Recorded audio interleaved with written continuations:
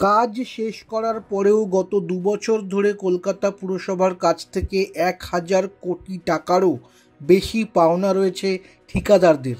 শুধু তাই নয়, ২০২৩ সালের ফেব্রুয়ারি মাসের পরে কলকাতা পুরসভা থেকে অবসর নেওয়া কর্মীরা অবসরকালীন প্রাপ্য থোক টাকা এখনও পাননি। ওই প্রাপ্য মেটাতে দরকার ২০০ কোটি টাকারও বেশি, যা এই মুহূর্তে জোগাড় করা পুরসভার পক্ষে কার্যত অসম্ভব বলেই মনে করা হচ্ছে। আয়ের থেকে ব্যয়ের বহর বেড়ে যাওয়ার ফলেই কোষাগারের এই হাল। এই অবস্থায় আজ শনিবার ২০২৪-২৫ অর্থ বছরের পুরো বাজেট পেশ করবেন মেয়র ফিরহাদ হাকিম। পেটের সমস্যা নিয়ে মেয়র বর্তমানে বাইপাসের একটি বেসরকারি হাসপাতালে চিকিৎসাধীন।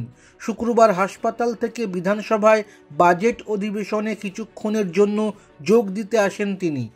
তারপর ফের হাসপাতালে ফিরে যান। পুরসভা সূত্রের খবর, আজ অ্যাম্বুলেন্সে করেই পুরো ভবনে বাজেট পেশ করতে যাবেন মেয়র। ২০২২-২৩ অর্থ বছরে মেয়র ১৭৭ কোটি টাকার ঘাটতি বাজেট পেশ করেছিলেন।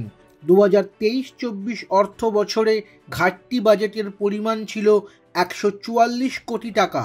পুরসভা সূত্রে খবর, আজও ২০২৪-২৫ অর্থ বছরের জন্য ফের বিপুল পরিমাণ ঘাটতি বাজেট পেশ করতে চলেছেন মেয়র।